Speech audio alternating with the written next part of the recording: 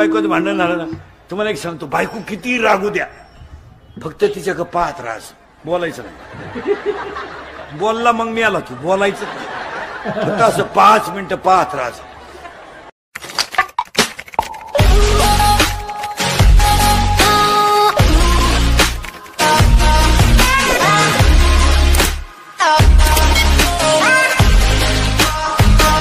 नवरा बायकोच्या भांडणात माझ्या राहते, बोलायचं नाही 2-3 दिवस. मग ती चहा लागलं का पोराला बोलती, पाणी लागलं का पोराला बोलती, आपण गप्प बसून राहायचं. ती म्हणजे पप्या त्याला विचार चहा लागतो का, आपण म्हणायचं ते फेकून. मजा असते ते, मजा असते ते नाही. आणि ते लव्ह मॅरेज करणाऱ्याच्या नशिबात नाही, त्यांचं प्रेम पोचट होईल राहतं, ते त्या प्रेमाची चव जायला राहते, त्याला मार्केट नाही राहत. ज्यांचं ओरिजिनल लग्न व्हायला ना, ओरिजिनल सच शिकलं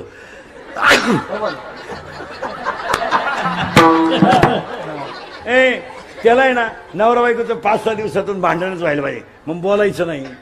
मग चहा लागला ना, पप्या छान, आपण कोणाला सांगायचं, पोराला. पण ती ऐकतच असती, पप्या त्याला म्हणा बाहेरून घेऊन ये.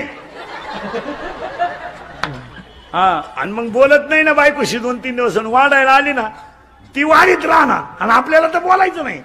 ताटलीला हात लावा. नवरा बायकोचं भांडण झालं ना, तुम्हाला मंत्र सांगत जातो, आपले मंत्र लय भारी मला. नवरा बायकोचं भांडण झालं ना, तुम्हाला एक सांगतो, बायको किती रागू द्या, फक्त तिच्याकडे पाहत राहायचं, बोलायचं नाही.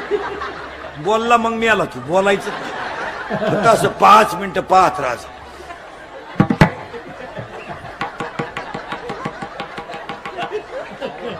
ते बंद होतं बोलायचं, त्याची अक्कलच बंद झाली. ते काय करे, पहिलं वाक्य, दुसरं वाक्य, बायको जरा लई जोरात बोलायला लागली ना, टीव्हीचा आवाज थोडा वाढवायचा, तिचा पॉवर थोडा कमी होतो. आणि तिसरं वाक्य, थोडं हसत जायचं. हसणे हा सगळ्यात मोठा औषध आहे मला. नवरा बायकोचं भांडण झालं, थोडं हसायचं. आणि चौथा मुद्दा झाला ना, तिथून निघून जायचं, जरा पॉवर कमी होते तिथं. त्यानं तेवढ्या झपाट्यात उचलून आपटली, नीलीच होती. 29 वर्ष जाऊन बसलं, वव्या त्याला, वव्या घ्याले 23ऱ्या अध्यायातल्या. जळेविन बुडविती, आगीविन जाळीती, दोरेविन बांधिती, शिखलेविन रोविती, पाशकेविन गोविती, हे ज्ञाननिधीचे 3ऱ्या अध्यायाच्या शेवटच्या वव्या आहे. पहा मला, रागाला आकळा, आकळा रागाला. आणि आज माणसं कशामुळे संपली, रागामुळे. नवरा बायकोचं भांडण झालं, राग आकळा. पुढचं वाक्य सांगतो, शिक्षकानं कॉफी पकडली, पाया पड सरांच्या, सर परत करणार नाही. वाचला तो, सरांना म्हणला भेट पेपर सुटल्यावर.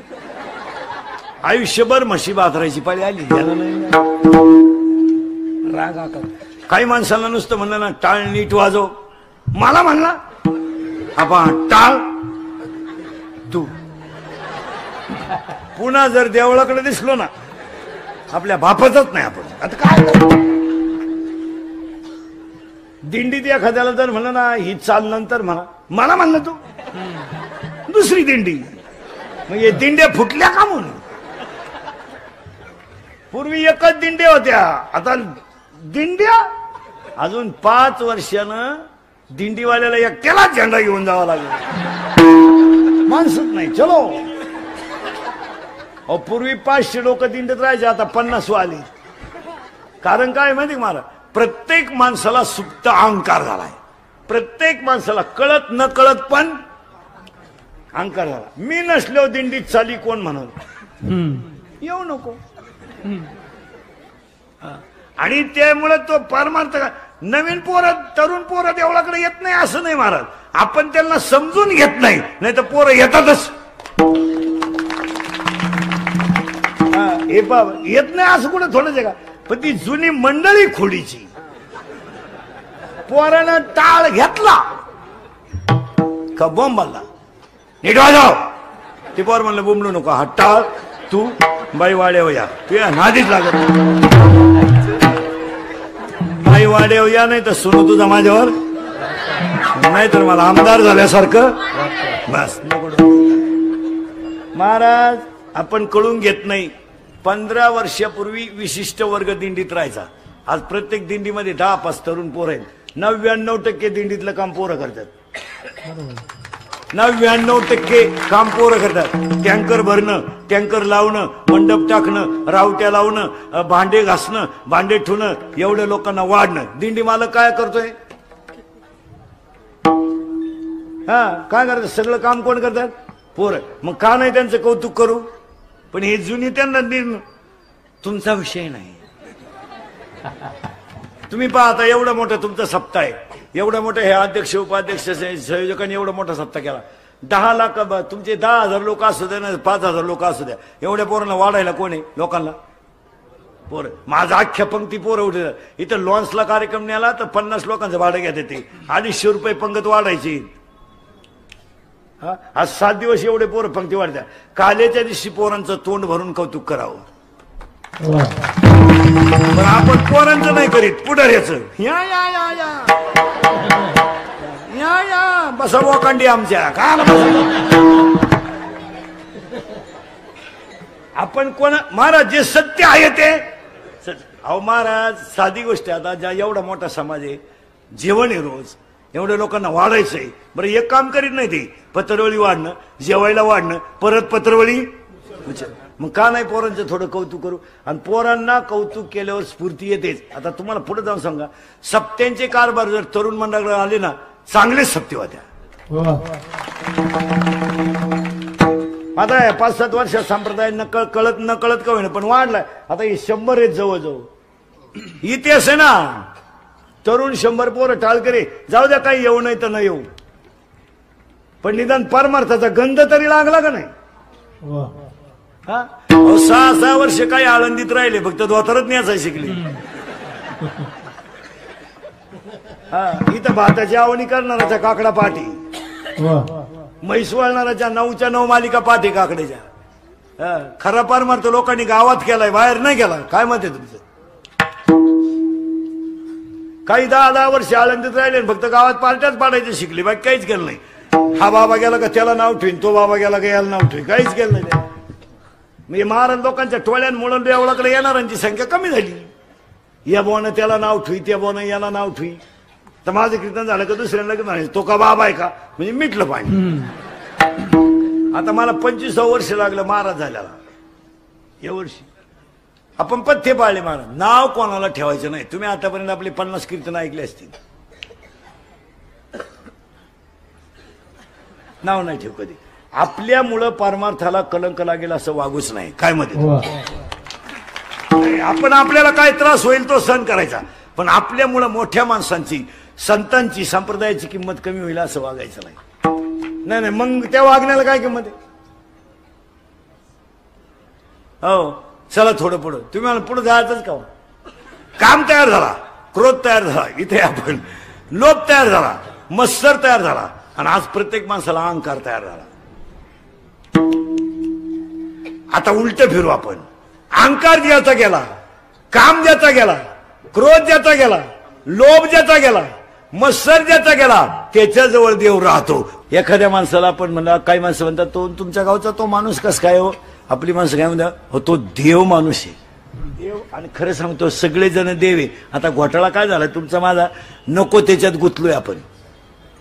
आणि पारमार्थिक माणसाला सांगून ठेवतो, लई मागच्या याच्यातही गुतायचं नाही, आणि पोरांसाठी लई कमावण्यातही मजा नाही. काय नाही महाराज, हे तुम्ही मी रात्रंदिवस किती कमवा, काय मागच्या अवलादीला घेणं नाही. हा तुम्हाला मला झालेला भ्रम आहे. मी गेलो माझं असं होईल, काय नाही होत महाराज, काही होत नाही. हो काही होत नाही. आजीबाई म्हणते मी गेलो पप्प्याचं कसं होईल, तू जाणं गरजेचं आहे. तूच पप्प्याची बिस्किट खातील, तू काय पप्प्याची? साधं उत्तर द्या महिला मंडळ, साधं पटकन उत्तर द्या महिला मंडळ, पटकन. तुमची सासू मिली तुमची सासू, लवड नाही बोलायचं. तुम्ही मला चांगली बातमी दिली. आता उत्तर द्या. पोरगी रडती, सुनाई रडती, दोघी सारख्या रडत्या का? अरे पोरगी रडती मला आई मिळणार नाही म्हणून, आणि सून रडती सुटली म्हणून. काय असं काय आलं? बामट्याची दुनिया सगळी काय असं काय? हा भ्रम आहे. तुम्ही मी सगळे कशात आहे? भ्रमात आहे. साधं उत्तर द्या महिला मंडळ. पूर्ण उत्तर द्या. पूर्ण. तुम्हाला पाहिला पोरगा आला, पसंती झाली, तुम्ही त्याला पाहिलं कधी? पायल नाही, पण तुमची पसंती झाली. पसंती झाली आणि तो पोरगा जेवायला बसला तुमच्या भावाबरोबर, लबाड बोलायचं नाही, कळत न कळत तुमच्या गालावर खड्डा पडणार.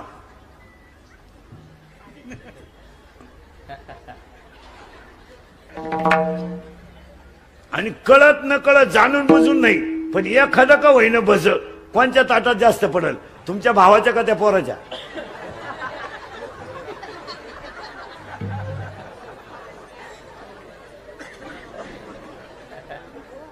पोरानं कोणच्या पडल रे? पोराच्या. करेक्ट. आणि मग का आला लबाड्या करायचा आणि वरून त्याला राखी बांधी ती, त्याच्यावर पुन्हा जमिनीचा दावा लावी ती. महाराज या 5-7 वर्षामध्ये महिलांकडे अधिकार गेले, पैसा जास्त झाला तर लग्नामधले मामा बदलवलेत पायानी. हो, पैसा जास्त झाला. आता तो सक्का मामा गायब झाला, तो वारला. आता एक नवीन अवलनीचा मामा निघालाय. कुठून आला काय तो? गुरु मामा. कोणता मामा? गुरु. असा थोबाड फोडलं पाहिजे गुरु मामाचं. पुढे वाक्य नीट ऐका महिला मंडळ. आता मी तुमच्या मुलासारखा आहे, मी मरल ना, म्हणजे मरणार नाही 5-25 वर्ष, पण तुम्हाला आपली आठवण येईल. महिला मंडळ नीट ऐका. फाटक्या कपड्यातला, फाटक्या शर्टातला, फाटक्या पायजाम्यातला मामाच बाच्याच्या मागं शोभून दिसतो. हा, तुम्हाला वाटतं बा रक्त. एक वाक्य सांगा, पैसे किती जरी आले तर रक्ताचे नाते तोडी जाऊ नका. आणि बसणाऱ्या लोकांना सांगतो, कोणाशी दुश्मनी करा पण भावाशी कधी दुश्मनी करू नका. प्रसंगाला भाऊचे हे ध्यानात ठेवा. बाकीचे लबाड फक्त पाजितो म्हणून आपल्या मागे पाजू नको, हे तुझ्या मौतीला सुद्धा येणार नाही. आपल्याला वाटतं मानलंय माणूस की नाही. फॉर्म भरायला अख्खं गाव, प्रचाराला अख्खं गाव, रस्सा प्यायला अख्खं गाव, उमेदवार पडला एकटा घरी आला. कार्यकर्ते गायब, कार्यकर्ते दुसऱ्याच्या गुलालात गेले. काढलं तुम्हाला गावानं. नादी लागू नको कोणाच्या. जन हे सुखाचे, बहीण ती बहीण, भाऊ तो भाऊ. भावावर पुरुष मंडळी, तुमच्यावर किती जरी मोठा प्रसंग आला, तुमच्यावर किती मोठा प्रसंग आला, त्या प्रसंगाला भाऊचे हे ध्यानात ठेवा. पैशाची सावली येते असेल नाही तर असेल, पण भावा बहिणीचे नाते तोडू नका. कीर्तनात बसलेल्या निम्म्या महिलांना नातवाला हात लावायचा अधिकार नाही. आता आज सुना जरा नीट ऐका. तू काय तिकडून 5-7 आटल्यानं 10-12 तांबे घेऊन आली म्हणजे ज्या गिरदारी घेऊन आली. गुरुवार केले असते ना 4, संपले का? बावळ्याचा बाजार नाही.